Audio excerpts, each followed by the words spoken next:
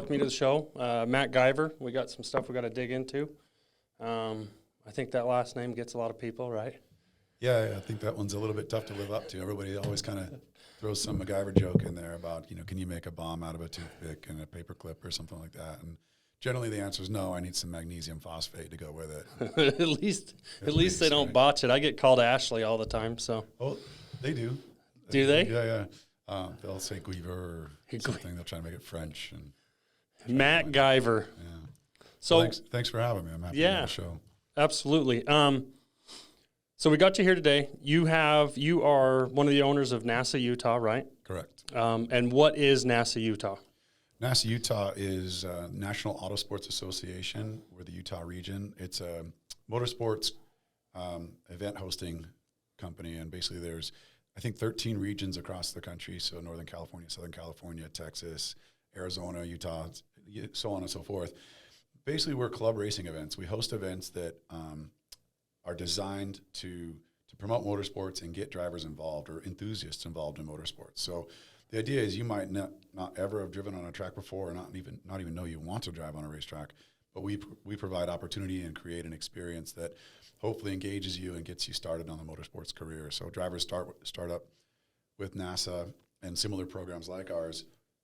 Maybe the first time on the track, they show up in their perfectly good street car. I put an instructor in the car with them, right seat. The instructor tells them what to do and what not to do. We have group meetings and discussion regarding sort of in a classroom environment, how you behave on a track and how you handle yourself.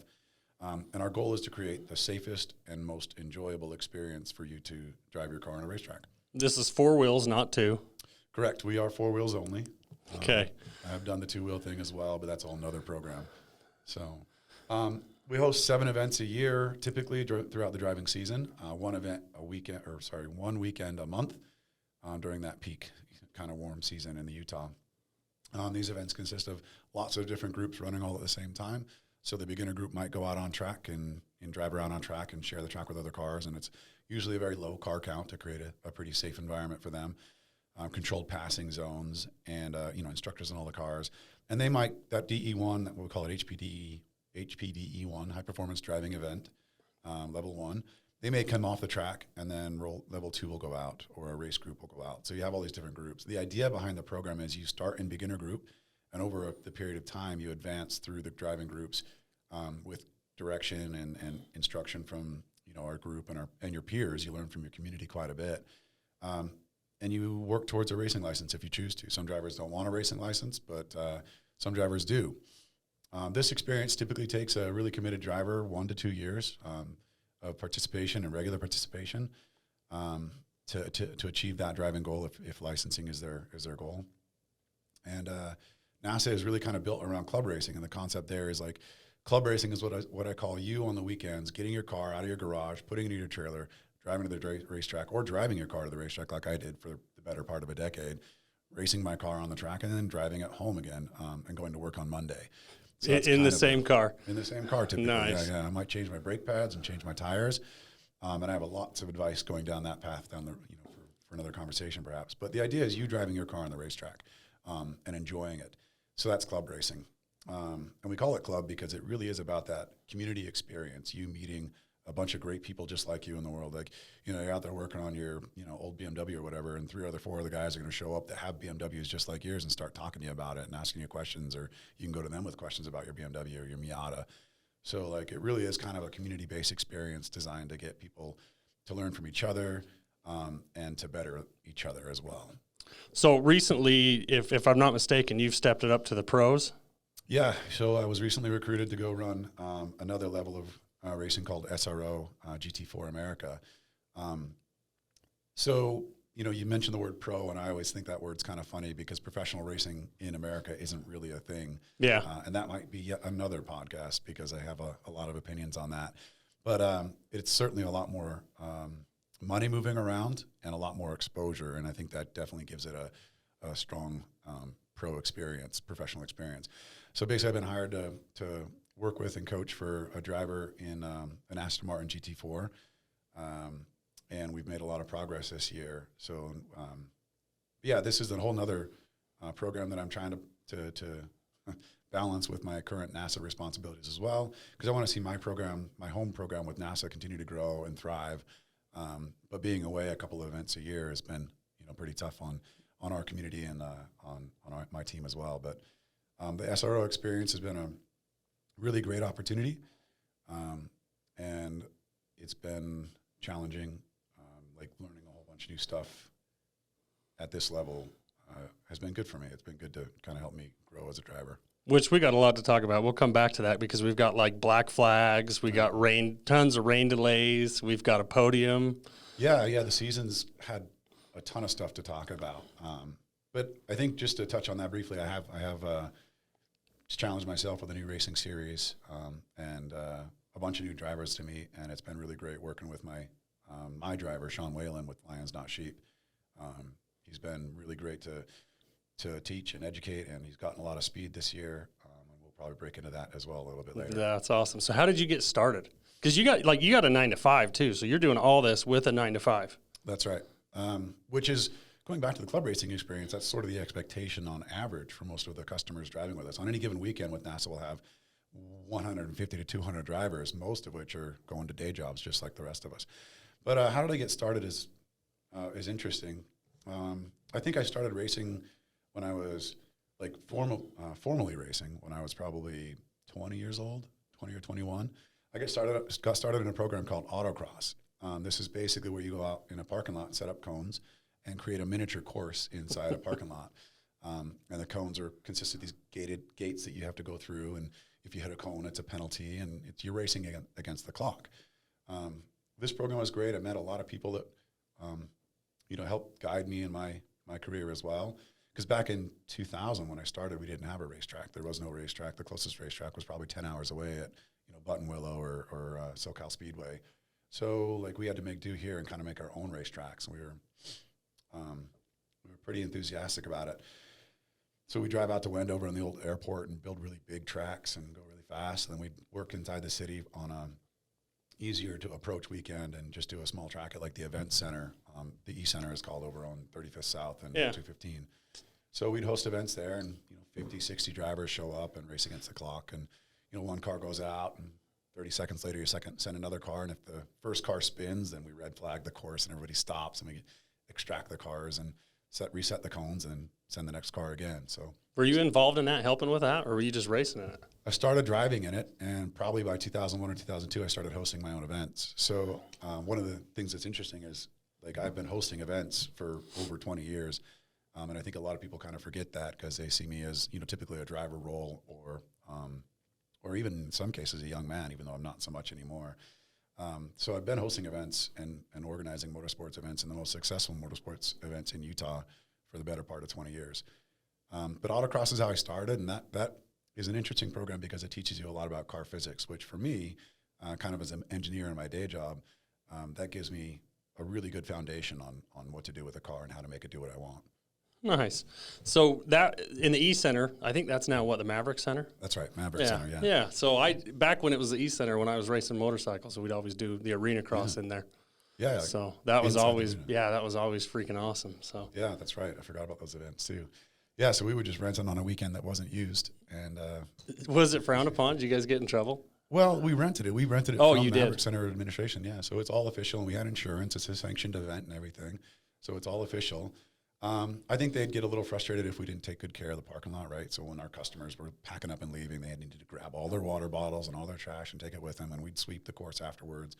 But yeah, I don't know if you ever noticed when you drive by there would be like black lines all around. Like we call it the blue groove, basically where we built the course. You could see where we've driven. There's heavy marking on the asphalt from where we've driven. I feel like I remember the cones there. I feel like I remember driving by there all the time, and I would every once in a while I would see that set up. But I always thought it was like I don't know why, but maybe a training course or like a driver's license. Yeah. And it may have been sometimes, but more often than not, it was us. That's awesome. Running events there. So on NASA Utah, when did you get involved with that? Well, so NASA Utah is a culmination of my efforts for many, many years. I mentioned I've been hosting events for over 20 years. I built a really strong motorsports community with the autocross group. And when a racetrack opened in Utah, I started a series with another good friend, Biggie Brown, who's passed away recently, unfortunately. We started this program called Lap Battle, and I brought a lot of those people I'd been cultivating, coaching and mentoring from autocross over to that program as well. So lap battle was a amateur time attack program. At the time, this is maybe circa 2006 and 7, there wasn't a strong motorsports community at the road race track here. It was kind of looked at as very expensive, which it can be very expensive, and kind of like I don't know what else to call it, but maybe a rich guy's playground. It wasn't approachable to your average person. So like we built this program that was designed to attract a younger audience that didn't have a lot of money, that didn't go out and buy a Porsche Cup car and start racing. Like we wanted to try to reach the people that we thought would have a longer career in motorsports, and that's somebody that's 20 years old. Maybe they have a car that they're really using their excited daily about. driver. Yeah, so we really built the rule set around that and try to create an environment where they could grow and learn and improve. And very quickly, we eclipsed the private entity that was running the facility. Larry H. Miller and his administration had built a racing program that was really catered to the wealthy clients that could afford to buy a garage and afford to buy a very nice race car and buy all the gear. And it didn't take more than a year before our grid, basically our amateur lap battle grid, was 2 to 3 times the size of the gentleman driver grid. So we were really proud of that, and that's really what kickstarted the motorsports community, because having 40, 50, 60 young people that love talking to each other and hanging out and go out after the event on weekends and like really create a community experience helped spread word of mouth and grow the sport. Whereas the series that we were kind of eclipsing was business owners and successful CEOs and doctors that kind of don't really interact that much. They have their garages and they have their crew that maintain their cars for them, and they don't necessarily get together and enjoy each other's company. Yeah. So that made it tough when something happened, or to build a race class to get more people to come and race. It was tough when they didn't necessarily interact. So we saw that need and we filled it with this lap battle program. NASA started, we went to NASA in probably 2007 or 8 and said, we want to start a region. This is a series that already existed and we wanted to start the Utah region. And they kind of laughed and said, it can't happen. You'll never be successful. And we said, well, that's an unfortunate Why? Why the hell would they say that? Well, because they had tried to rent the track and run events here. Yeah. But Utah has a very unique climate, in my opinion, and I'll dive into that in a minute. But they weren't able to start they'd held a couple of events, and they were not very successful. The track's expensive to rent, which means I have to get a lot of people to use it in order to pay for it. And they weren't able to attract enough people to really generate revenue. So they said, oh, it's not successful. The thing about Utah, I think, if you sort of zoom out and look at population density, Utah hosts, 1.5 to 2 million people in the Wasatch Front. Zoom out 100 miles, and that population count doesn't increase. Zoom out 400 miles, that population count doesn't dense. Increase. Yeah, we're this island of population in a small area, and it's not a small city, but it's not a large population count. Yeah. And if you look at racing in numbers, the number of people that actually do race or drive on a racetrack is very small as a percentage. So, like, what we see in Utah is we have a very high percentage of participation based on population count, and I think that's a direct reaction or response to what we do with NASA. The way you're running it. Yeah, because we're getting population. We're getting attendance numbers that are closer to like 20 million population. In density. Population. Out of 2 million. So like we're actually doing really well there. We're one of the larger regions in the country and on the West Coast. And we have a great facility that helps us. Utah Motorsports Campus / Larry H. Miller Motorsports Park is a great facility that does lend itself well to motorsports, but it's also one of the most expensive tracks in the country to run, so it makes it really difficult as a business to be successful there. I want to go back to when you were just talking about the garages and the camaraderie and everything like that with people and stuff. Mm-hmm. That with motocross, man, we had a family. You know what I mean? Yeah. Like you knew everybody. We sat next to everybody. The whole working on motorcycles and stuff like that. And someone comes over. Dude, we had motorcycles in hotel rooms.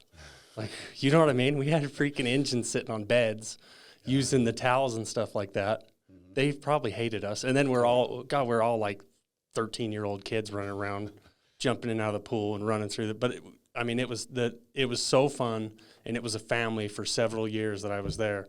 And I was going to start racing GP. Mm-hmm. So I was sponsored by Plaza Cycle, and the plan was that I was going to start racing street bikes.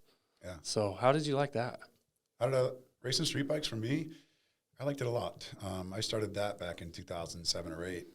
My exposure to sort of, I don't know, I hesitate to say this, but like starting motorsports in Utah for four-wheel enthusiasts, my constant exposure to that and running those programs really stressed me out and made it tough for me to enjoy driving in my events. Like the whole point of me hosting events was because I couldn't afford to drive in the events in and of themselves. I couldn't afford to be a customer at the time when I started doing all this stuff. I was making sub $20,000 a year. Like there's no way I could pay rent, eat, and race cars. So if you host the event, you can be in your event. Yeah, exactly. I could be in the event. I didn't have to pay my entry fee. And typically you find yourself in this role of mentorship where people are looking to you for experience. So one of the questions always asked me, oh, you're a race car driver. What do you drive? I'm like, everyone else's cars.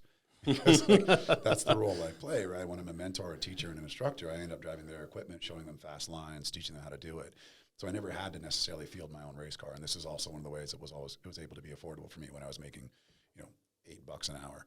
So, I didn't circle through all of the whole how NASA get started thing, but going back to your question about motorcycles, I started racing motorcycles because I was so burned out hosting events and trying to drive in them that I couldn't enjoy the racing experience. So I started racing motorcycles, and I very carefully avoided interaction with the community because I did not want to get sucked into any kind of relationship or role that would then end up putting me back into a role of like management and administration or helping. I just wanted to be a customer, really, right? And it's funny, some of the alter ego. You got this like ego. hidden lifestyle, so you can enjoy something. That's sort of where the story of Matt Who came from. Because one day I show up at this racetrack. That's your Instagram, huh? Is Matt Who? Yeah, I show up at the racetrack to race motorcycles, and I'm the same old thing. I'm riding my damn motorcycle to the racetrack, full fucking gear. I don't know, can we swear on the call? Oh, yeah, hell yeah. Full gear, like I'm like looking like an idiot, right? And I've got a backpack on that has, a few tools and like some water, but I'm riding to the racetrack and my tire warmers, stuffed into this backpack. And I'm riding to the racetrack and and it's funny because I met a lot of good friends through motorcycle racing too, speaking back about, I think, the importance of community that you touched on so much in your youth racing motorcycles. But some of my close friends remember seeing this guy like leaning his bike up against the wall because you couldn't have a kickstand, right? If you're racing, it was one of the things you take your kickstand off. So I'd lean my bike up against the wall. So I'm riding a bike to the track that I can't even like leave. Right? Like I have to find something to lean it against, garbage cans, so it's leaning up against this wall. And like I think someone snapped a picture, and I'm basically sitting on the ground in my gear, visor down for like an hour between sessions, arms crossed, like just not engaging anyone. And the bike's sitting there next to me. And I wasn't slow because I came from a motorsports background and racing cars. So when I go out there, this random person that just like, 5-minute call, and all of a sudden he stands up, gets on his bike, rides over to grid, and then goes out and kicks ass, and then comes back and parks his bike on the wall and sits back down again. They're like, who the hell is this guy? So the story of Matt here, they see Matt on the timesheet. They're like, Matt who? So it started there, and then throughout the time in these two environments that I'm in, motorcycle environment and car environment, you mentioned alter ego. I had sort of carefully separated them so I could have my enjoy racing again. And these groups would tend to recognize me as motorcycle Matt or car Matt. So I'd be with like one group of them, and they'd say, oh, I'm here with Oleg and Corey and Clint and Matt. And they're like, Matt who? Because they didn't think of me in that environment. They think of me in car environment. There's no Matt they know that rides a motorcycle because they think of Matt that drives cars, and then vice versa. So it started this narrative of Matt who going way back. But I did really enjoy motorcycle racing. It taught me yet more stuff that I still use today in automotive racing, and also teaching others how to drive. It's a much more intimate view of the racetrack because you're inches from it. I bounced off it plenty of times too, so I got to know a lot of it that way. How that was? Yeah. Like, unfortunately, as much as I tried to be a pretty clean racer that didn't crash a lot because it's expensive and I couldn't afford it, but like it's still a part of your life. It's something that happens. And you were the Stig. Yeah, the one sitting over there. With visor down, nobody could see who you are. Yeah, get out there. And this was long before I was even aware of Top Gear, but it's kind of what I was doing. Yeah, it's kind of interesting because it's the same of like, a lot of things like construction or anything like that. You think that okay, I can't afford to race it. I've come up with a decision. I can do this, then I can be involved in it, and then it'll be more enjoyable. But then in the end, it's the complete opposite. Right. Like all the time. Same with construction or like golf with me. You know what I mean? I used to love to golf, and I thought, damn, I'm going to start my own company, and then I'll be able to golf every day. You know what I mean? I'll be able to do whatever I want. No, not a chance. Now I can't even golf because I can't keep my mind straight. Yeah, just always thinking about work. It's that headspace too. Like you might actually have 25, 35 or a day off maybe. I don't know. Like you might have that time, but it's so hard to disconnect, and like focus on, be present, right? I'm sure you get that all the time when someone talks to you, like, you need to be more present, you need to be more present. And it's very hard when you're doing all these things to be present. And motorcycle racing for me was tough because as I got more and more involved, and like risks went up for managing NASA Utah because costs go up, risks go up, all the associations of that. It got more stressful trying to achieve like even success, or not just success, but trying to stay above water. That got more and more risky. It made it harder and harder for me to focus on road racing motorcycles. And I found myself plenty of times not having worked on the bike at all since the last time I touched it, like headed into turn 3 on West Track, which is about a 85, 90 mile an hour corner where you're knee down, wide open throttle, trying to, click fourth, fifth gear coming out of the corner. You enter 3 at like probably 80, 85 miles an hour. You exit 4, which is all kind of one big connected corner at about 120, still knee down. And I found myself on the brakes, really trying to trust this front end not to crash me.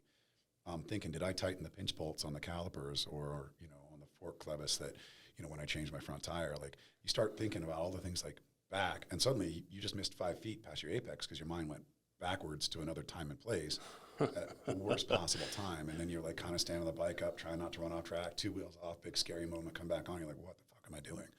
Like, this is terrifying. Dude, I'm going to kind of go to that. I was very lucky in motocross that I did not touch any of my bike. My old man did all of that. So that was, everybody kind of talks about it and they say stuff about that, and I never even thought about it that way. But now that you just say that, that was a worry that I never had to worry about, was whether or not, you know what I mean, all my shit's tied on it, or did I check this or that? Like, no, my old man just took care of it, and I was just supposed to ride.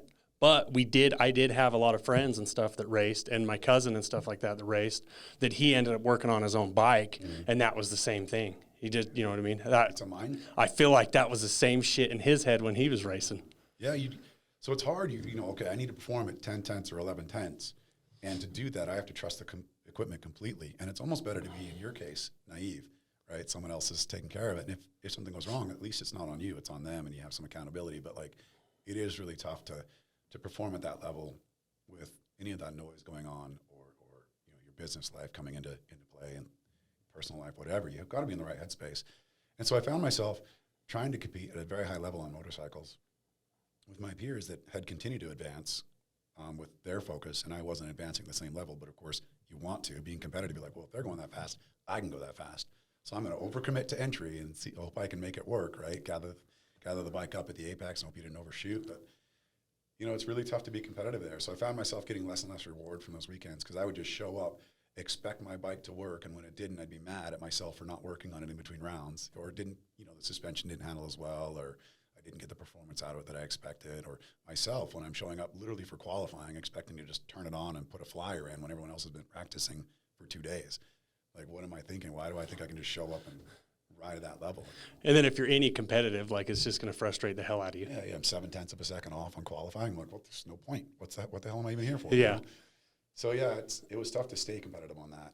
I do really enjoy riding motorcycles on the racetrack, to the extent that it's hard for me to ride a bike on the street anymore. It's not the same. It's not. I do hope I can go back to it. I haven't sold my bike yet, so I'm still like pretending I'm a motorcycle racer. But I haven't climbed on it since probably Chuckwalla in 2021, or beginning of maybe it was the beginning of 2020. Might be a year and a half plus, 2 years I haven't got on the bike. So. And you're wanting to get back on the bike then? I do. And I'll ride it and be like, oh, this is so fun and stuff. And then I'll look at my laptop and be like, I'm done with this. This is dumb. Why am I so slow? I don't want to do this anymore. Oh, that's funny as hell. Yeah. So you guys, NASA's got a race next weekend. Yeah, so I go to Road America this weekend, and later today, actually, race there. Then I fly out of Road America to go to Atlanta for a work trade show. And I'll be there till Thursday. I come back, and then I roll right into the NASA weekend. This will be round 6 of the NASA season. So we have this month, the 26th, 7th, and 8th, August 26th, 7th, and 8th. And, of course, you can go to nasautah.com and check there that out. There you go, yeah. You can check us out there. If you, don't have a car or just want to learn more about it, come out anyway. It's free for spectators. We definitely enjoy having people around. Saturday is a great day to come visit because you get there around 12 o'clock.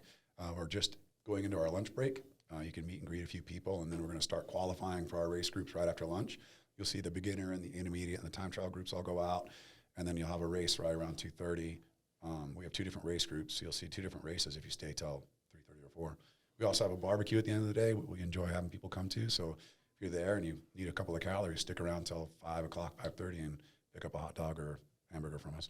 Dude, what is your favorite event from NASA that you look forward to every year? Well, that's got to be the Utah 6 Hour. We just finished that one up a few weeks ago. Time is weird. I don't remember when it was, but it was not. I think it was a couple of weeks ago. Yeah. But the Utah 6 Hour, we have our normal race weekend, which is crazy busy, and then we add to it, make our lives even more difficult by starting a 6-hour endurance race from 6 p.m. till midnight. So all the groups are going on the track all day. Track is hot from morning till 5. 5 o'clock, we finish up with the last of our groups. Try to do a quick award ceremony, turn the track over, clean it, blow it off, get our endurance racers to the grid, and then we start a 6-hour race. And go hot again. Yep, and it goes till midnight. And that's absolutely my favorite event of the year. What time does it get dark? The sun in August, I think, starts going down around 9 o'clock, but it doesn't really get dark until probably 9:30, 10. And typically I run the last stint on almost whatever team I'm running with. I always try to run that last stint because I really like the night race. Yeah. Personally, I think the hardest stint is typically going to be that dusk when the sun comes down and it's in your face. There's so much glare. Then until it dips behind the mountains, which we have a beautiful vista in that area with the mountains in the backdrop. But until it gets behind the mountains, visibility is kind of tough. Not to mention the temperature drop in the car. And yeah, it's good because it is pretty hot in August, typically July and August. And so getting that temperature drop helps the cars, helps the drivers. But the night stint for me is pretty awesome. And that event's very, very special to me. I've worked really hard to make it the success it is. It's one of the largest endurance races on the West Coast.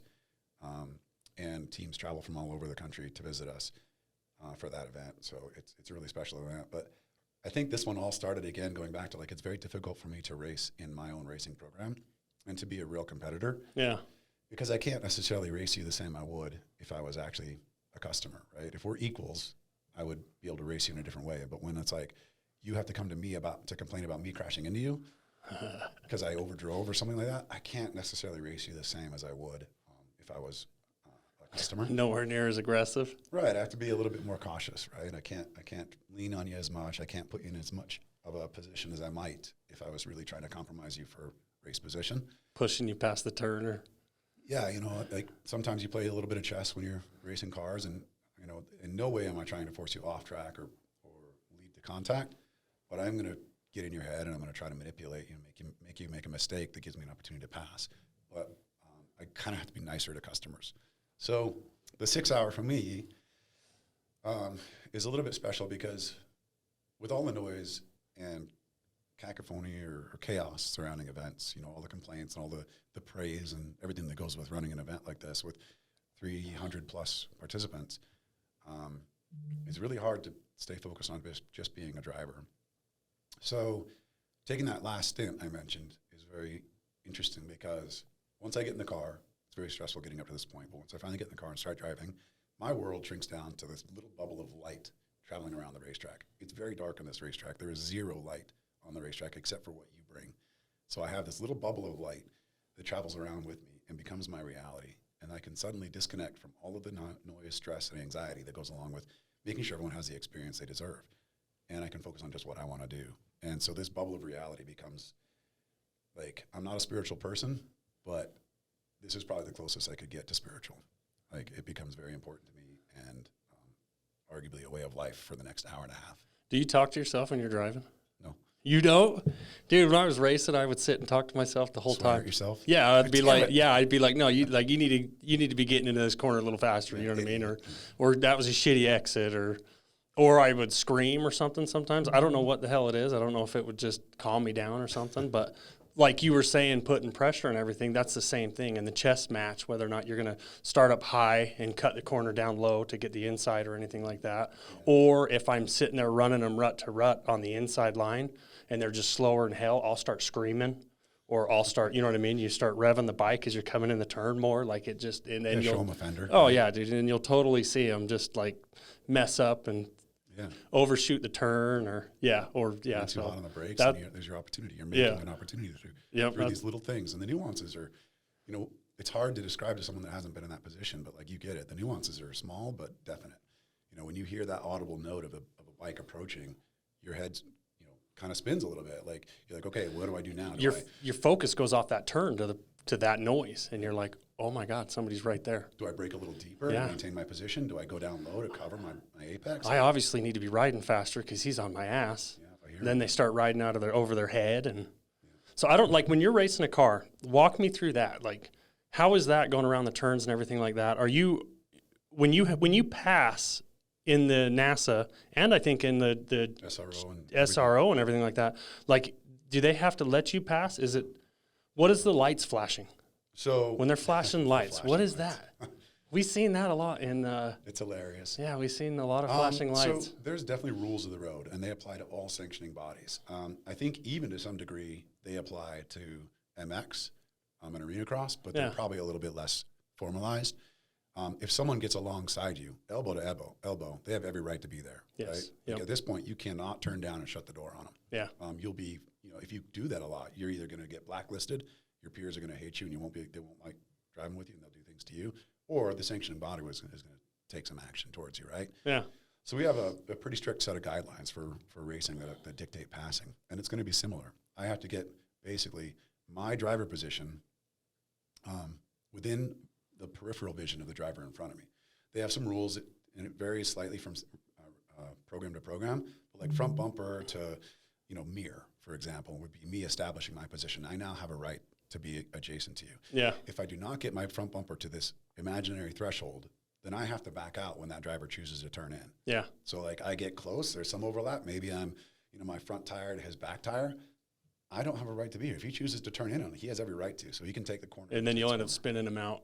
Well, if we have contact, I will, and I'll be at fault. Yeah. Like I'll be found at fault for what's called a punt. So when that driver, if I haven't got a position yet and that driver decides to turn in, I've got to get back on those brakes harder, make sure I back out of it, don't have contact, or I'll be found at fault. Which is kind of crazy because in the motocross world, you kind of wait for that perfect pass, because when that does happen, like if you're charging and you're on them and you get into that position and that door does get shut on you and you do have to brake, you lose some distance that takes some time to gain back. Absolutely. So you got to like watch what you're doing and be ready that if you're going to commit, you're going to commit, because you'll just sit and play this back and forth game. Yeah, and so we call that getting led around. You're now letting that driver or rider lead you around by the nose. The whole time you're just right on their bumper trying to make a move, and they control you completely.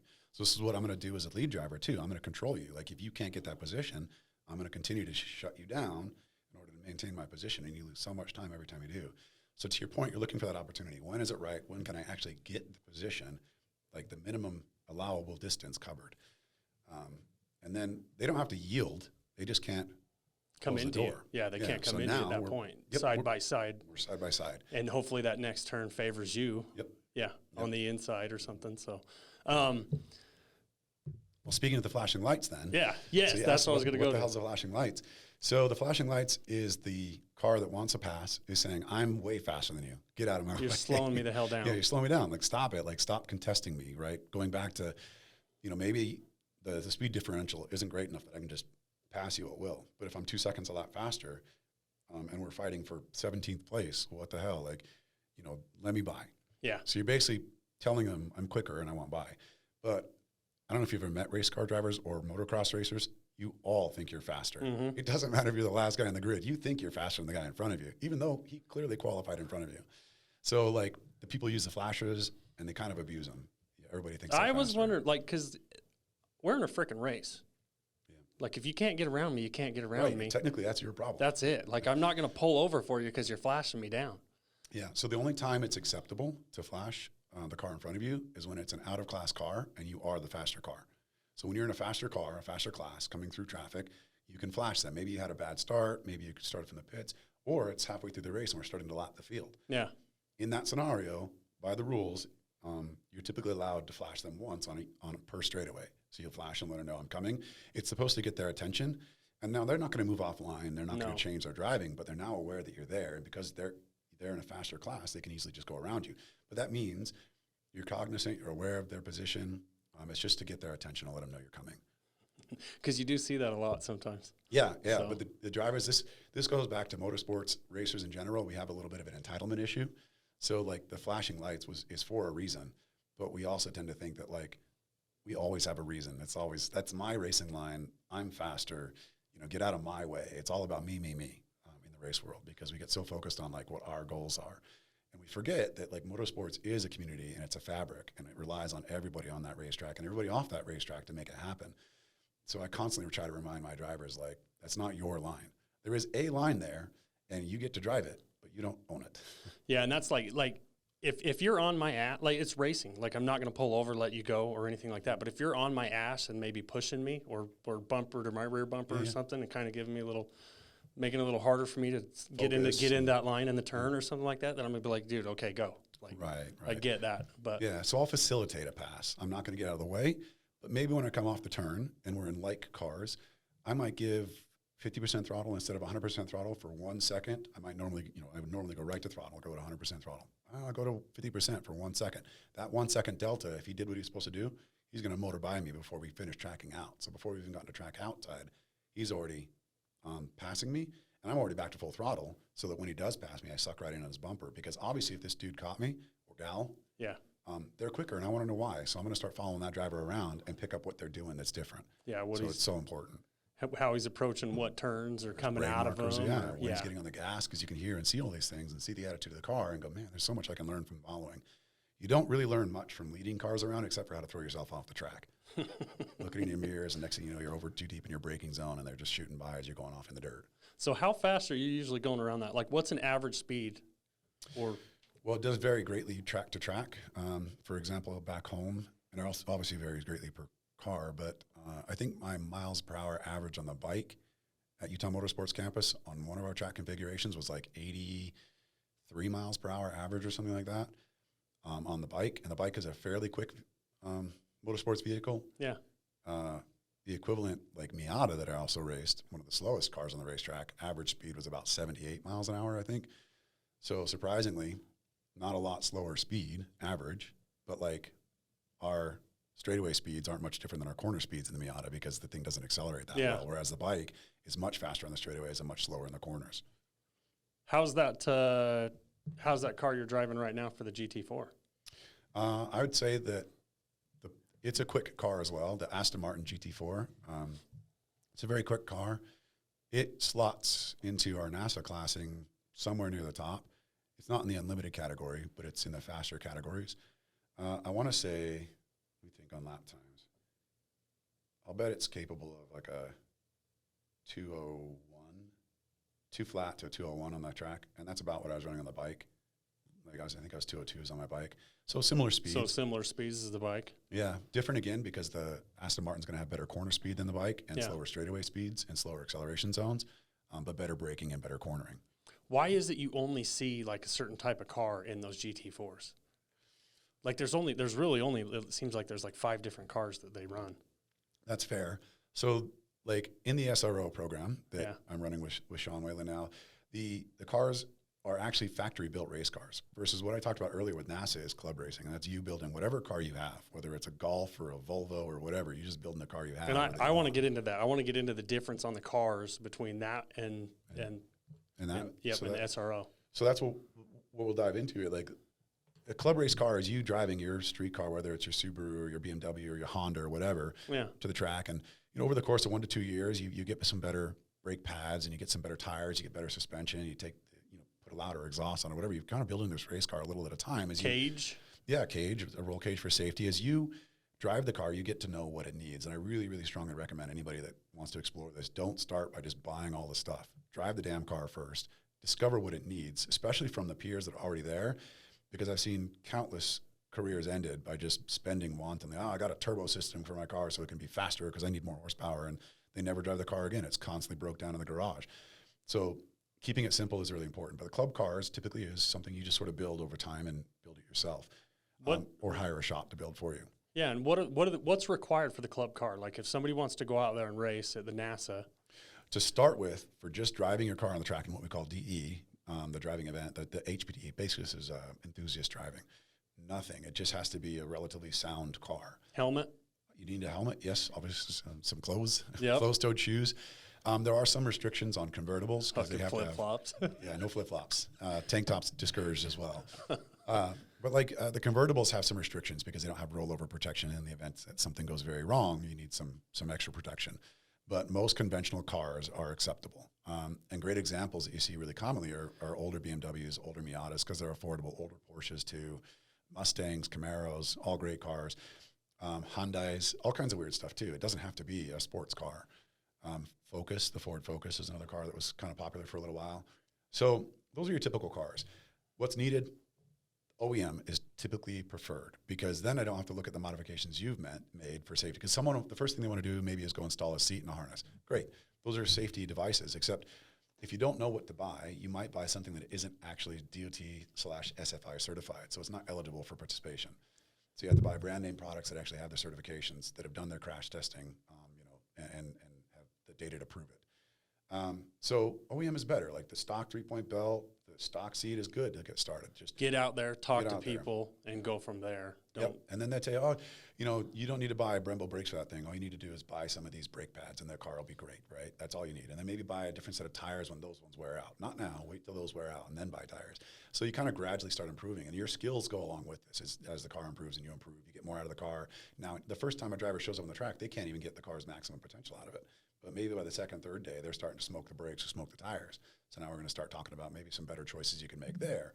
But let's not rush. The goal is ultimately to keep this cost spending in control so that it's within your budget and you're capable of doing it for a long time. So if I grab my daily driver and I head out there with my helmet and my closed-toed shoes, what class, what was it you were saying? Where would I start? HPD E1, High Performance Driving Event Level 1 is where you'll start. I'll put instructor in the car with you. You'll spend 80 to 100 minutes on track, and then probably 40 to 60 minutes in discussion over the course of several meetings, 15, 20-minute meetings throughout the day.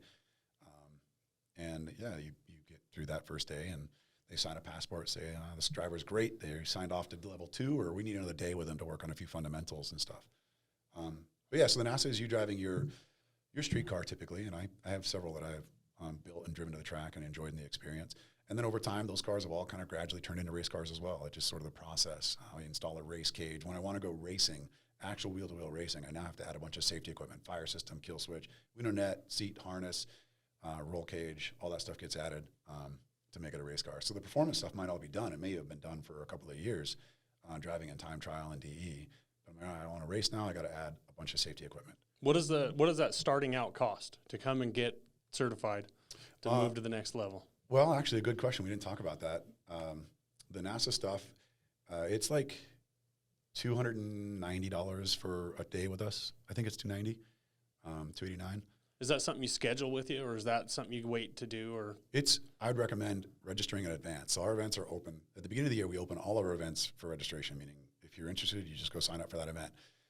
Sign up for all of them, whatever. Yeah. But registration does fill up, meaning we do sell out events from time to time, especially in the beginner groups, because I keep a low car count intentionally in those groups. So there's not a ton of traffic to deal with. I'd rather you only have to pass one car or get past once a lap versus dealing with 4 or 5 cars every lap. And then as you advance to the groups get busier and the passing rules get less restrictive, so it's easier to kind of work through traffic. But $300 a day, basically. You sign up, preferably in advance. Sometimes we have enough space you can walk on and do it. The days typically start early and end at 5, so you'll want to be there. Most drivers should show up at 7:30, get signed in, registered. You sign a liability waiver, get a wristband, and then get pointed where to go next. And where do you register at? Online at drivenasa.com. drivenasa.com. Mm-hmm. You can find the links on nasautah.com as well. Like we have a splash page that has all the information you need there. But you'll register it online. It is a national club with club benefits, so signing up comes with some benefits and perks, especially if you're into automotive stuff, because it gets you a discount on parts here or there or whatever. But you sign up to be a member for NASA, and you choose Utah events to sign up for. Then after that, after you get like that certification for the first one, then they just move you to like the second? Yep. You move on to like what we call the intermediate group, and here, like I said, the car count's higher and the passing rules are less restrictive, so you start working on the fundamentals of passing, because initially our focus is just helping you survive, both like not physically, right, but like sort of mentally. We need handling the car on the track. Yeah, not making mistakes that put you or anyone else at jeopardy, taking care of your car, being aware of your surroundings and environment, knowing what direction the track's going to go next. You don't need to be a fast guy to move on to the next group. You just have to be competent, and I can't afford to put an instructor with you for your entire career. So you get this one day with an instructor, maybe another day if it's necessary. But then after that, you're kind of learning on your own, which is a big emphasis of the NASA program. I talk about learning from your peers and learning from the community, but you're also learning on your own. Every minute you spend in the seat is experience. And people always say, what do I do next in my car? And I say, just drive it. You've heard me say that a couple of times already. Like, the only thing you can do to improve is drive the damn car. You could spend $10,000 on 200 horsepower, tires, brakes, suspension, whatever. But you never even use it because you don't even know how to get there. Yeah, and I'll smoke you in the dumb little Miata because, like, you just don't have the seat time to take advantage of the car.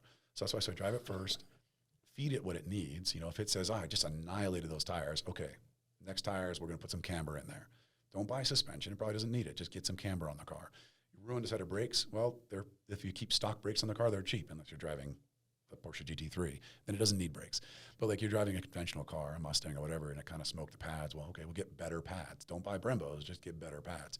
So feeding the car what it needs, but the most important modification you can make is the nut behind the wheel. Seat time, seat time, seat time. It takes years to develop the skills that most racers have or need for survival out there. So don't dump a bunch of money into like accessories at the moment. Just dump money into being behind the wheel. Yeah, spend money on track time. The more track time you get, the better. Drive the most reliable and simplest car you can find, because the more seat time you get, the better you'll be as a driver. And you do some ride-alongs, don't you? Yeah, I do. I work with drivers a lot. I try to do less and less. I have an army of people to do this for me now, ideally, but I still get recruited to help drivers out from time to time. And a lot of the drivers that I'm driving with at SRO came from my program. They graduated through the ranks, they earned their advanced certificates, and they got their license through me. And so they look back to me as this mentor, and that's why I'm working with Sean Whalen now, as I helped him work through all this process, and he appreciated it and enjoyed the experience. So he brought me on to coach him at this level. And it's ironic that when I look out at this field I'm racing against, so many of them came from my program, and that's really rewarding. But I think historically, I was never seen in the role that I'm in now. Yeah. And I don't know if it's because they felt typically that they didn't want to take me away from what I was doing and, doing important work back home with the, drivers. But like, my goal was always to drive cars. I just had to create programs to trick other people into making it so I can drive those cars. That's kind of solving that problem. Like a lot of entrepreneurs and stuff like that. That's what it is. You know what I mean? If you look at them on Instagram or anything like that, you're like, damn, dude, you are killing it. But then if you sit down and actually talk to them and stuff, all they did was just like kind of solve a problem, so that they could be doing what they love. Yeah. Or what they want to be doing. You're absolutely right. And then in the end, it ends up being to where you don't even have the time to do what you want to do. Yeah. That's the toughest part, is time management. Yeah, that's like kind of a lot about that club experience. And like, I really try to emphasize and encourage anyone that just thinks about it, like, just do it. Don't wait. I see so many people sitting on the sidelines like, oh, I've got to get the tires and I've got to get my brakes and I'm going to, my motor's getting built or whatever. It's all bullshit. You're just making excuses, wasting time. You're getting older. Your car's never going to be done. There's no such thing as a done race car. Like, that's not a thing. It's always missing something or needs repair or something needs, like, so just get there and start driving. And the most important advice I can give anyone is don't overcomplicate it. Drive what you got, not what you want. It doesn't matter. There's always a room. And car classing and racing is all about rules that create parity. So I think what I'm trying to say is, it doesn't matter if you drive a Kia or a Porsche. We have a class that will provide you a competitive place to enjoy driving the car. You might look at the Porsche that's passing and be like, oh, I want to race that guy. But like, don't try to make your Kia race a Porsche. Yeah. Your Kia should race other Kias or other Honda Accords or whatever. And you're going to have a ton of fun if you focus on that. There's 6 or 7 other peoples out there that really enjoy what they're doing, and it's so much fun to race them. Yeah, it's cool to look fast and be one of the fast guys, but like, I don't care what I'm driving ultimately, because everyone always asks me like, what are you driving? I go, it doesn't really matter. It's a vehicle that goes around the racetrack, and as long as I have other vehicles that are equally built, then I'm having fun. And you're even if we're going 40 miles an hour, yeah, then I'm having fun. Like, it doesn't matter as long as we're all going in what I can hopefully call the most level playing field, and it comes down to driver skill. That to me is racing. There's always rules, and there's always ways to exploit rules, but ultimately there's a place for any car, so don't overcomplicate it. If anybody's interested, do you charge for training? I don't necessarily do this. So what I'm doing for Sean is exceptional. I don't normally do this kind of stuff. I can and I will if it's necessary, but I have a robust program that is really good at teaching people what they need to do. So when you say, do I charge for it? I do. It's a NASA track day for $300, and I have people in place to do all this work for me. Okay. So, and again, really trying to emphasize, like, just going and meeting those people and getting to know them. Because they'll teach you so much. Like, one of the reasons why I have drivers that come to me all the time. They're like, oh, I've been driving my whole life. You know, I'm the best driver ever, you know. And that may be, but I have no idea. Self-proclaimed drivers never tell me anything. And they say, well, I've done this series and that. And like, it still doesn't mean that much to me. So I start, like, almost every driver starts in HPD 1. They might be really, really good.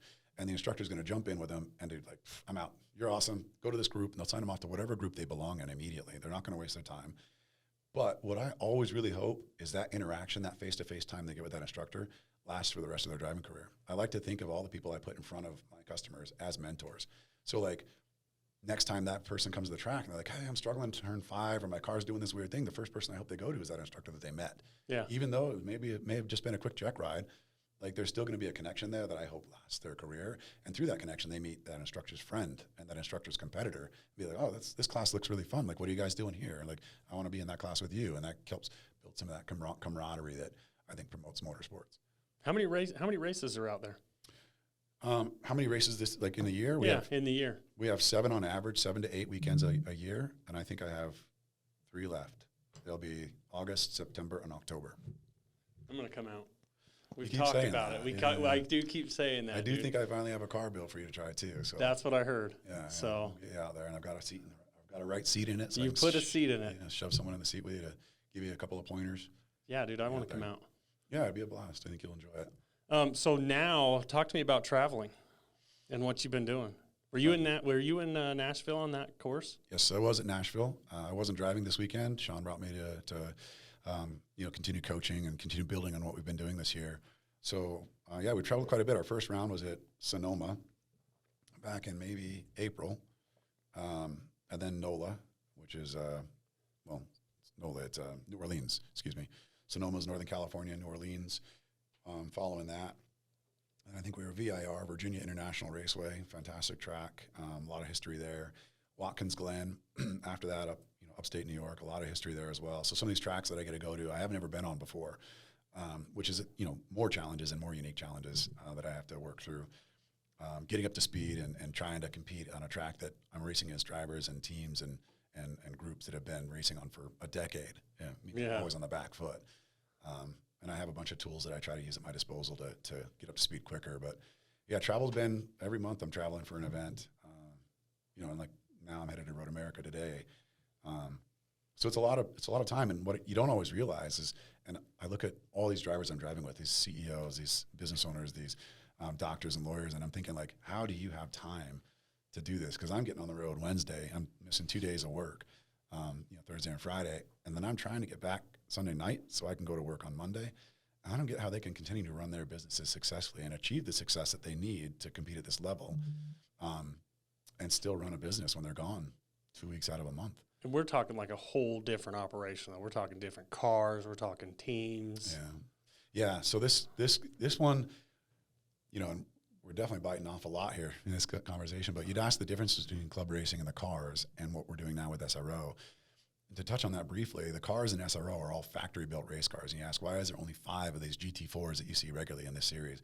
Well, the factory, meaning like Ford and Audi and BMW, are building these cars and doing what's called customer-delivered racing. So they sell the car to the customer. And motorsports in America has changed. Back in our day when we were young, you remember Ford campaigning the GTOs or the Mustangs or whatever. Ford was driving those cars in some fashion. They had drivers they hired, they had crew they hired, and that was Ford. Well, Ford realized there's no money in this. We're losing it. We're hemorrhaging money. And the idea was, well, you race on Sunday and you sell on Monday. And like, I think that mentality has changed. People don't care as much. The average consumer now doesn't care as much about racing pedigree as they used to. So selling a car because it won a race is very difficult now. So Ford quickly realized, or Chevy or whoever, this is not economical. So they started building factory-built race cars and selling them to the end user to race. So now it's all customer racing. There is no Ford racing. There's no Chevy racing, almost without exception. It's all privateer racing. And so SRO, when you call it professional racing. No factory, it's just all privateer. Yeah, everybody in that SRO series, in that SRO paddock, is a paying customer. Like, we're all paying to play, basically. They hire their coaches like me. They're paying me to work with them. They're hiring the team to manage the car and get it to and from the events. They're buying the car outright. And you see all the sponsors on the car.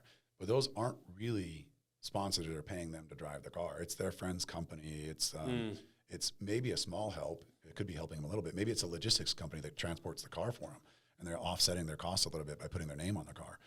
But the overwhelming majority of the stickers and sponsorship logos you see on the car are actually series mandated. Like, we have to run this because the series is sponsored by AWS or CrowdStrike or whoever. Really? Yep. So we have to run those stickers specifically.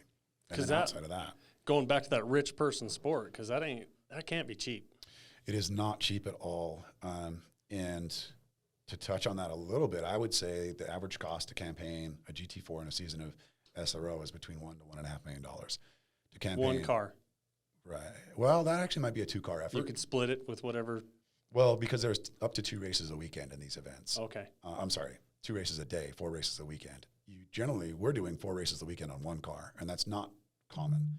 So I would say that $1.5 million budget is probably fielding 2 cars running these 2 races a day. But that's logistics, it's transport, it's tires, it's entry fees, it's gas. Yeah, and that transport and everything like that, you can transport more than 1 car. You can transport, and then And all the equipment, the toolboxes and stuff. Mechanics, You're hiring crew, mechanics, you're paying for them, you're paying for their hotels, you're paying for their food. Are they working on 1 car, or are they working on like 3, 4? Well, so for us, we have 1 car and we have 3 mechanics, three, I don't want to call them mechanics, we have 3 crew that are managing the car. And by managing the car, I mean, they are feeding it and taking care of it, fuel, tires, brakes, repairs, whatever. But there's just a lot that goes into these weekends, these SRO weekends. And part of it is sort of the pomp and circumstance of the event. Like, SRO does a great job of like creating exposure, excitement, broadcasting, advertising, but they have this really high expectations of what's going to happen. And I would say that if you just showed up by yourself with your car on the trailer, like, you aren't going to be able to compete at this program because you're not going to have the car in the right place at the right time. You can't be in multiple places doing everything they expect you to do all at the same time. So now you're starting to talk about the infrastructure that's needed to compete at these levels, and that's why the costs go up so much. Versus club racing, you might be able to do a season of club racing, the same number of races and the same amount of track time for $5,000 a year. Like, because you can do it yourself, and we make it easy and make it simple. But like, we get fines for being in the wrong place at the wrong time. Someone shows up in the pit lane in shorts and we're fined. If you show up flip-flops, fine.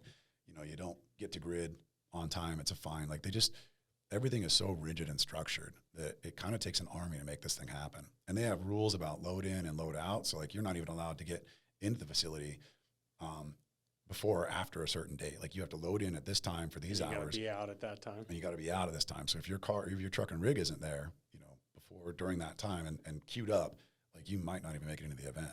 So because of all this, it just adds this cost and this infrastructure of like organizational. There's team managers and everything involved, and to make sure everything's dotted and I's are dotted and T's are crossed.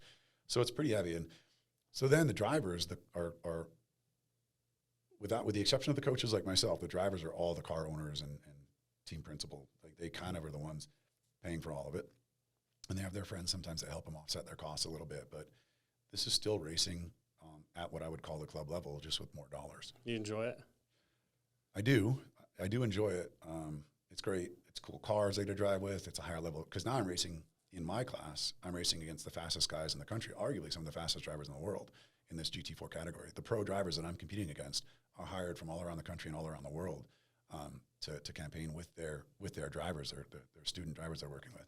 So I do now get to compete on a level that's really high, and it helps me measure myself against my peers in the field. And you can watch this. This is on YouTube, right? Yeah, all the events are. This is one of the great things about the SRO versus what I'm doing at my club level is they do a great job of broadcasting because they have serious sponsors. They have great coverage, great production value, and I've struggled to really be able to promote my events on YouTube as well. I can and I have, but I'm just not capable of doing it at the level that they do. Yeah. So that's really cool. You get a lot of exposure that way. You can see it all on GT World. If you look up GT4 America, GT America, you'll see all our different races, and you can start learning more about how to tune in. So this weekend, for example, Road America's broadcast live. There's probably a 35-second delay, but it's live, and you can scan backwards if you miss something and then go back to live or whatever. That Nashville race, dude, was fun to watch. As it went into the nighttime, and you could see the sparks coming off the cars, or those rotors, dude, were like bright red. They were glowing. Like 1,600 degrees, yeah. Dude, it like the car is just dark, and all of a sudden these rotors are just, it looks like they got neon wheels. It was pretty cool to watch. It is really cool. Like the night races really create some drama. You get to see the headlights and the taillights and, some of the normal. Really get to see the flashing. Yeah, you do. Yeah, and we have bright liveries on the cars to make them appealing and show them off. But like at night, they become these indistinct objects, and all you see is the lights and like these smaller details you don't normally notice. The sparks coming off the bottom of the car when they're bottoming out. Yeah, you don't ever see it. Yeah, the glowing rotors and stuff. So I remember in our Utah 6 hour, you could go out to Witchcraft, which is this corner, this very fast corner. It's a long right-hander, fourth gear, flat in a bunch of cars. And cars that were down on tires, that were like wearing out their tires, you could see the belts throwing sparks as they're going around the track, around that corner. So it's so dark, and the car Off the wheels, and you'd see tiny, and it's different than the chassis striking. Because the chassis strikes, you get a burst of sparks, and they're very big sparks. Yeah, tire sparks are tiny. It looks like little. Yeah, you just see little teeny, and they only last for 2 or 3 inches because like they're so small and so cold. They cool off so quick. You just see this tiny little scattering of tiny orange sparks coming off the tires from the belts. So in the beginning, I wanted to talk about a couple things, and I just want to get back to those real quick. So a couple of things that you've experienced. Talk to me about this black flag thing. The infamous Were you black driving? Flag. I was driving. You were? Yeah, the infamous black flag. So the SRO series, when you ask me if I enjoy it, that's a double-edged sword. I enjoy the opportunity. I have had a really tough time this season. I've got great pace. I'm really good on old tires. Like I know I can manage the car well and finish well, but the problem has been historically that odds are kind of against us. Racing is a culmination of a lot of things: driver skill, opportunity, and luck. And we have not had a lot of luck on our side, and we've kind of been combating that a little bit with this black flag talk with something I believe is politics. When we showed up at Sonoma for the first round, Sean gave me the call Monday prior to the event. We were testing on Wednesday. So like I had literally a 2 days notice to like get there and get all my stuff current, get my SRO medical submitted, get my SRO license handled. So that was a big push. But we got there, and then we show up, and Sean's excited. This will be his first season campaigning the entire season in SRO because he's dabbled in a couple of events last year. But the new livery on the car had a lot of graphics on it, and I think some of those graphics didn't sit well with the media and marketing of the SRO series. Did it happen to be the fuck Joe Biden? It did happen to be fuck Joe Biden, yeah. He had some FJB stickers on there. I made sure to wipe those off inadvertently, but yeah, he had some FJB stickers on there, and I think that set the tone for what we've been fighting all season. Yeah. We found ourselves at odds with the administration quite a bit. And for the most part, it's not, how do I say, they haven't been terrible to us in any way, but they never give us the opportunity or the benefit of the doubt, I guess is the word I'm trying to find. They never give us the benefit of the doubt. The calls never go your way. Yeah, they never go our way, even something minor. And so, like, the season's been pretty tough for everyone. There's been a lot of crashes. In the first 8 hours of racing over the course of 4 events, so I share the car with them in a 1 hour race on Saturday and a 1 hour race on Sunday. So that's 8 hours of racing over the course of these 4 weekends that I'd spent with them going into Watkins Glen, or going through Watkins Glen, I guess. And in that 8 hours of time, we had probably, between the two of us, gotten about 45 minutes of actual green flag racing. And one of those was, of course, our podium finish at NOLA. We had nearly entirely green flag race. And I think that shows to what we're capable of if we're given the opportunity. And there's a bunch of stuff going into this, like we need to qualify better, we need to finish up front, because when we're stuck at the back of the pack because we didn't qualify well, it's too much work to get through the field to show our pace and actually fight where we belong. And there's a huge risk working through the back markers because they're all struggling a bit themselves and not making the best decisions, and that's why they're at the back. Yep. And then we get taken out. So throughout the season, we've been hit a bunch, we've been taken out of races quite a bit, lots of contact, no one's getting quality racing, and we're paying a lot of money to be there. So all the drivers are frustrated about it. So the series is saying, we're cracking down, we're taking a sterner stance on incidents, there will be no contact acceptable, tolerated, blah, blah, blah. Cool, like that's what I want to hear. Like, good, we'll work towards this end goal of cleaning up the races and having more green flag race time. But nothing changes. We continue to get beat up, get shoved off track, get hit by other cars, punted. And so I'm like, well, no action's taken. We report. And so we talk about it with the administration, like, did you report the incidents? Yeah, we reported every single one of them in exactly the way you told us to do it. They have this process about it. You have to fill out a form and turn in the video and note where the contact was and describe it and stuff like that. And you have 15 minutes from the date of the incident. Well, I'm like, well, I have 30 minutes left in this race. I don't exactly have time to stop, get out of the car, report the incident, get back in the car and finish my race. So you guys are going to have to wait until after the race. Yeah, okay. Then we wait till after the race, submit all our information. They're like, yeah, we're not going to take any action. It's too late. You know, the incident happened 40 minutes ago. I'm like, yeah, we were still racing. Well, how did you get black flagged so fast? I'll continue. I'll get there. So, like, they've taken no action about any of this incident. So, as I'm starting Watkins Glen race 2, I'm starting on Sunday, and we're 24th out of 32 or something like that. And my pace should be up in that top 10. I'm like, I need to move forward. Of course, all of us are saying the same thing. Fucking send it. Let's get there. Let's go. Let's do this. So I start pushing hard early on in the race, where I normally would lay back a little bit to save my tires and let people crash into each other and sort themselves out of the race. I start kind of pushing hard, and I'm trying to make up positions as I'm doing it. I make up 5 or 6 positions on the first 2 laps. But I'm working through this field that's kind of putting themselves in different places on the track, and so they're being a bit unpredictable. Leads to me having contact with another driver. I do what's called a punt. As I'm approaching the corner on the brakes, I see there's a high rate of closing, meaning I'm closing very quickly with this driver, so he's overslowing at the apex. He's left the lane down on the inside, and I'm not looking to pass the driver, but I'm looking to use that lane for slowing my car down. I need that extra 10 feet to continue slowing my car down, so when I do get into him, it's a very small contact, and we both continue. Because at this point, I've decided that contact is imminent. I'm going to make it as small as possible. So I add a bunch of brakes, I straighten the wheel, and as soon as I get the car slowed down a little bit more, I add some more wheel to get off the brakes and like turn the car, and then I get back on the brakes and stuff. All these things I'm doing to try to mitigate this impact as this driver is continuing to come backwards towards me, right? Meanwhile, we're slowing down so much that an opportunistic driver behind us goes, oh, cool, these guys are going way slow. I'm going to drive around the outside of them. And that speaks to how slow we were going, is the fact that this driver could literally drive around the outside of us. But unfortunately for him, when I punted the car in front of me, when contact was imminent, that car slides, and the car that was going around the outside of us, it's a huge hit. So had that car not been there, both of us would have continued. There was no damage on my car or the car that I touched. There was no damage on our cars after the race. We would have continued. And if I had gained position because I had punted him, I would have been forced to give that position back by the rules, and I would have. My goal was not to take the position. But the consequence of my actions was he ran a car width wide from contact. And when I look at the video, you can see multiple things. He's closing the door on me. I'm looking for a little bit more real estate. I'm running out of real estate, trying to back out of him more. Inevitable happens. He goes wide, collects the car next to him, and this is a big off. Now, 2 cars out of the race as the cause of this initial incident. So the first thing I said is, you caused the incident, you're done. Black flag. Bring him in, get him out of the car, he's done. And it was frustrating for us because, like, A, they made the decision based on the broadcast footage, and it was a hit from the hip call. They had no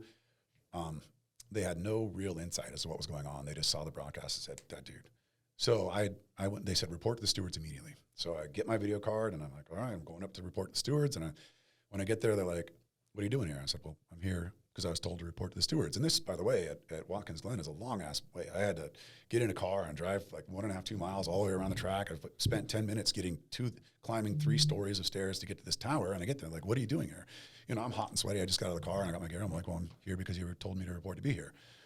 Oh, well, we needed to tell you that you found at fault for the incident that caused 2 cars to be wrecked out of the race, and your race is over. And I look back at my car that's 2 miles away sitting in pit. I'm like, well, I know my race is over. I'm here. I'm here. My car is there. Like, that's obvious. You literally dragged me up here to tell me that you found me at fault, which you've already done by black flagging me. And I said, by the way, what evidence did you use to find me at fault for this incident? Because I have my video right here, and you have no in-car video. And they're like, oh, the broadcast. Well, I'm like, I don't think that tells the whole story. There were multiple cars involved in this incident. They all played a part, and I think you should see my video because it has all this information. Okay, well, give it to us, and the race director will review it and let you know. And I said, so this decision feels a little bit targeted. It feels like you basically are doing something to us that is unreasonable, considering that this is the same thing that's happened to us multiple times throughout. Even this weekend, we've been punted off the track multiple times and no action was taken. Of course, did you report the incidents? Yes, we report the incidents. Well, if there was no action taken, there was no action needed. I don't understand the difference. What you're making is it's very difficult for me to understand what my rules are when you're not uniformly applying them. Yeah. First thing first, I'm fine if you're going to say this is the consequence, because I think everybody needs to start paying these consequences. So the fact that we have to pay it sucks, but I'm okay if it's going to make for better racing. But the problem for me is you've done nothing about anything leading up to this point, and now it basically just feels like there's a target on their back. The steward got very upset at that, and he says, well, that's outrageous. The fact that you're even saying that is hugely insulting, and I think he was trying to work himself up to saying, like, this is grounds for rejection. Like, you can't say that kind of thing about us. We're fair and impartial. And I kind of look at him and say, it just doesn't feel that way. And Sean's up in the tower, and he's getting pretty upset too, and it's hard because he has every right to be upset. Yeah. And he's like, no, you guys definitely have a target on our back. And they're like, what would make you even say that? Ironically, 30 minutes before our race started, the actual GT4 class director came over to us and said, "You have a target on your back." Said, watch out. So and at that time I said, "Well, to that point, I have 3 people standing in this room that all heard your class director come over and tell us we have a target on the back." Well, I don't know what would make them say that. I don't know. The evidence provided. So they got really upset, and then they said, "Well, after the event, they provided an audit of all the incidents that they've reported on us, and it isn't significant." And they're like, "We haven't been that hard on you." That's fair, but what isn't fair is that you've applied the rules unfairly. Yeah. You black flagged us, took us out of a race when people were served drive-through penalties or less for doing way worse than we did. And in fact, in Nashville, we watched another similar scenario unfold where a driver got in the back of another driver, punted him, and it resulted in a huge crash for that driver. It took Schwest right out of the race, destroyed his car, because in Nashville we have walls on both sides. Yeah. So there wasn't any room for margin or for error. Like in my incident, both of us stayed on the racetrack and would have continued. And in fact, the driver that I touched wouldn't have gone past the middle of the road. So like we both would have been fine. But in the instance with this driver that went around the outside. Yeah, unfortunately put himself in a place to get hit. And that's a risk that we take. When you look at turn 1, you remember the whole shot. Yeah. You know, like there's every chance. If there's an opening there, I'm 6th out of 30. Yep.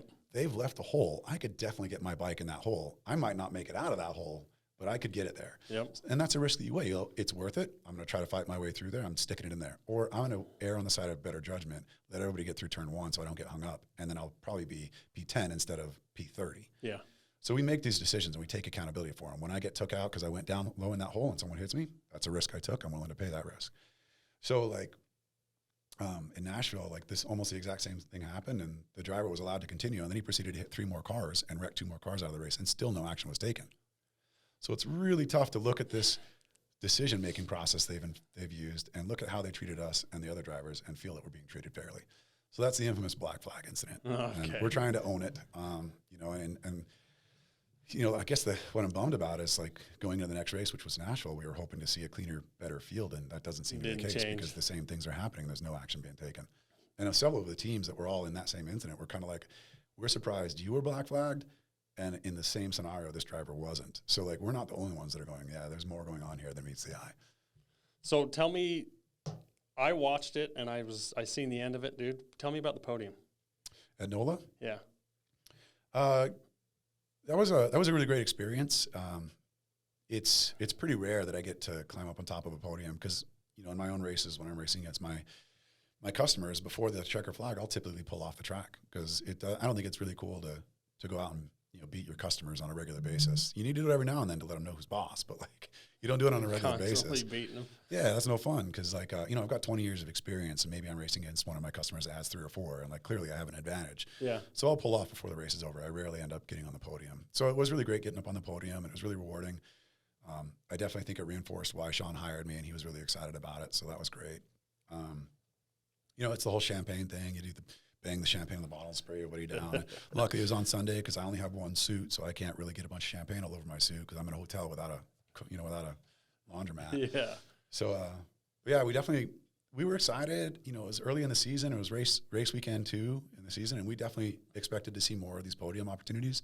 But it's been an uphill battle, and I'm hoping that's going to start changing for us now. Like Sean's worked really, really hard. He's come a long way as a driver, and I'm really impressed. His performance in Nashville was leaps and bounds above his performance the rest of this year. He's really turned a corner, and he's working on everything we've been talking about. So I'm excited, and I think his performance is going to definitely help us skip that podium because in our races, it's a 2-part game. Like you've got to have a guy that's quick and another guy that's quick. Otherwise, you ain't getting there. Yeah. So, and then his race, he has a solo race that he does on the same weekends. I'm having pretty high expectations for that as well. I think he's going to do really well. So hopefully at Road America, we can turn it around and get some more podiums. I think finishing the season with a podium is going to be tough from where we're at, but it's not impossible. Lots of things happen. Things can go our way still, and kind of really hoping that they do. Road America is forecasting rain, and so far the little bit of rain. Yeah, it's a really scary track. 4.1 miles, 14 turns, and 3 of the longest straights in the country. The grass there is really treacherous. Put 2 wheels in the grass, and you're likely going to hit a wall. So it's a pretty intense track, made only more intense by the rain. And normally that's not something I look forward to. But so far in our practice sessions that have been in the rain at Sonoma and at NOLA, I've been very quick. It looks like I'm just a little bit quicker than a lot of the field on bad conditions, either whether it's old tires or rain. I'm pretty quick on bad tires, bad weather, bad traction. So if it does rain, I'm hoping that plays to my advantages. But it's funny because, you know, there's this machismo in the racing world where you have drivers that say, I love racing the rain. I'm a rain expert. I love racing the rain. I call bullshit. I don't think anyone loves racing Dude, the rain. I didn't like racing in mud and shit. Oh, There's no, no way. like enjoying the experience. I love driving in the rain. I like driving by myself in the rain. But charging into turn one, where you can't even see the cars in front of you because of the mist coming off the tires, hoping that someone doesn't fuck up and turn a car sideways and stack up 6 cars and ride them off, like that's not fun. Like once you're out there and you're winning and you're leading the race, or whatever, now it's fun again. Yeah. But like the stress level that goes into like survival in a rain race, I challenge someone to really think that it's fun. Dude, that's like the desert races. I was like, fuck that, dude. I did one race, and it was, you know, they drop the flag, you start the bike, you take off, it's a fucking dust cloud. I come from a motocross background, dude, so I'm 6 gear pinned. Yeah. Heading into this freaking dust cloud, dude, just to collect up with other people. Once You don't know if there's a log. You don't know if there's a no, hell no, rock. 1.5 inch, rock, 1.5 foot ditch, like anything. So you're riding with this level of anxiety going, I have to be able to immediately respond to anything that appears. You're waiting for something to show up out of that. And you know it, most of the time, you know that if something does show up out of that mist, you're probably not going to. There's no time. You're just going to end up in it. Yep. Yeah, so that's the experience of racing in the rain, like racing. Driving in the rain is fun. Racing in the rain is like challenging. So, we've got rain on the forecast. I hope that I continue to perform well like I have in the rain, and that gives us an opportunity to get, you know, a couple more spots in that rank. We're starting 34 cars in the field, which is nice too, because the over 40 car counts tend to lead to a lot of incident, but I think that lower car count at 34 is going to make for a little bit cleaner racing for everyone. So I'm excited about that too. Well, I'm excited to watch it. I'll be definitely watching that race and wish you guys luck. And I appreciate you coming on today. Yeah, we covered a lot. We have a lot more to cover, though, so we definitely got to get you back on. Yeah, well, I'll be happy to come and try to educate people more about motorsports and how to get started in driving and just be more involved. I mean, I'd love to get to the point where we can talk more about the meta of driving and racing, you know, but right now we just got to get people going. Well, I'm going to get my ass out there because I really want to, dude. I'll come do a ride-along, and then I'd love to get racing. Right. So. Yeah, 26th, 7th, and 8th, NASA Utah. Look to nasautah.com to find more information. Check us out. Come down and visit, even if you can't drive or you're not planning on driving, just come hang out with us. You know, generally speaking, if you reach out to me at matt@nasautah.com, my Gmail, just matt@nasautah.com, I can try to set up a ride-along most of the time, too, for someone that may just want to learn more about the sport. Okay. So, hell yeah. Get you in the right seat, and then we'll get you in the left seat next. So appreciate it, dude. Yeah, my pleasure. Okay.